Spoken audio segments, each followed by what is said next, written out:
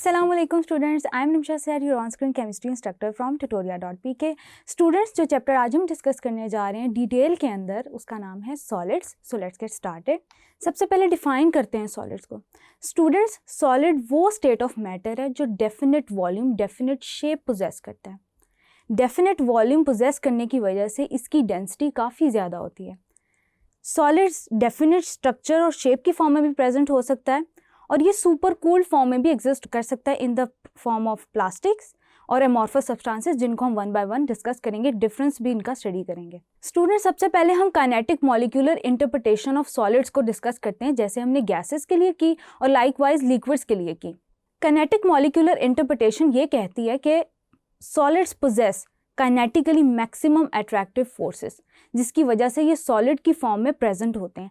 ये रिजिड होते हैं, इनकी डेंसिटी ज़्यादा होती है और डेंसिटी ज़्यादा होने की वजह से वॉल्यूम कम होता है।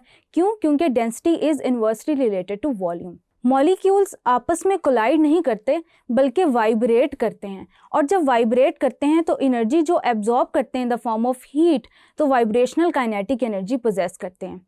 डिस्टिंक्टिव ज्योमेट्रिकल शेप होती है और सुपर कूल्ड फॉर्म में भी एग्जिस्ट करते हैं। स्टूडेंट्स, अब हम डिस्कस करते हैं properties of solids.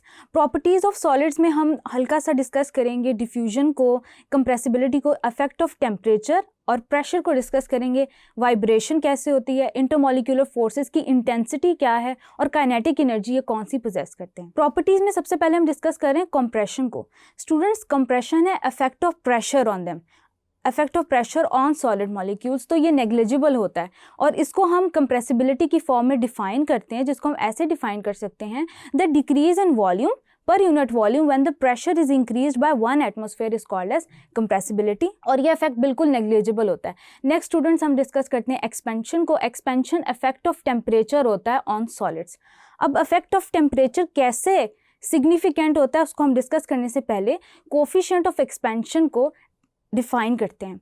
Coefficient of expansion is defined as the increase in volume per unit volume when the temperature is increase by 1 degree Celsius. Students, होता ये कि कोल्ड फॉर्म में मॉलिक्यूल्स नेग्लिजिबली वाइब्रेट कर रहे होते हैं। जैसे ही आप सॉलिड को टेम्परेचर प्रोवाइड करते हैं तो ये इनकी काइनेटिक एनर्जी ज़्यादा होती है हीट एब्जॉर्ब करने की वजह से, वाइब्रेशन ज़्यादा होती है। वाइब्रेशन ज़्यादा होने की वजह से मॉलिक्यूल्स थोड़ा थोड़ा एक दूसरे से दूर हो जाते हैं, और जब बहुत ज़्यादा काइनेटिक एनर्जी मैक्सिमम हो जाती है, इट मीन्स कि उन्होंने मैक्सिमम हीट एब्जॉर्ब की हुई है, उस पोजीशन पे मेल्टिंग पॉइंट आ जाता है। लेकिन यहाँ पे हम इफेक्ट ऑफ टेम्परेचर को एक लोअर लेवल पे डिस्कस कर रहे हैं, यानी कि मैं ये कह सकती हूँ कि as a result of effect of temperature molecules एक दूसरे से दूर हो जाते हैं और इंटरमॉलिक्यूलर फोर्सेज वीक हो जाती हैं। इफेक्ट ऑफ टेम्परेचर की सबसे बड़ी एग्जाम्पल आपको रेलवे ट्रैक्स में मिलती है, जिनमें जो ट्रैक रेल्स होती हैं उनके दरमियान स्पेस छोड़ी जाती है। वो स्पेस छोड़ने का मकसद ये होता है कि गर्मियों के मौसम में ये एक्सपैंड करती हैं, टेम्परेचर एब्जॉर्ब करती हैं, हीट एब्जॉर्ब करती हैं, एक्सपैंड करती हैं, जिसकी वजह से ये बेंड नहीं होती, तो उनके लिए स्पेस होती है कि वो एक्सपैंड करें, जिसकी वजह से आपका रेलवे ट्रैक स्मूथली रन करता है। बाकी प्रॉपर्टीज़ में हम डिस्कस करते हैं मोशन ऑफ मॉलिक्यूल्स बहुत नेग्लिजिबल होता है, वाइब्रेटरी मोशन होता है, इंटरमॉलिक्यूलर फोर्सेज बहुत ज़्यादा स्ट्रॉन्ग होती हैं, और kinetic energy vibrational kinetic energy की फॉर्म में एग्जिस्ट करती है। क्योंकि ट्रांसलेटरी और रोटेटरी मोशन मॉलिक्यूल्स पोजेस नहीं करते, इसलिए वाइब्रेटरी मोशन इनमें डोमिनेंट होता है। As a result vibrational kinetic energy possess करते हैं।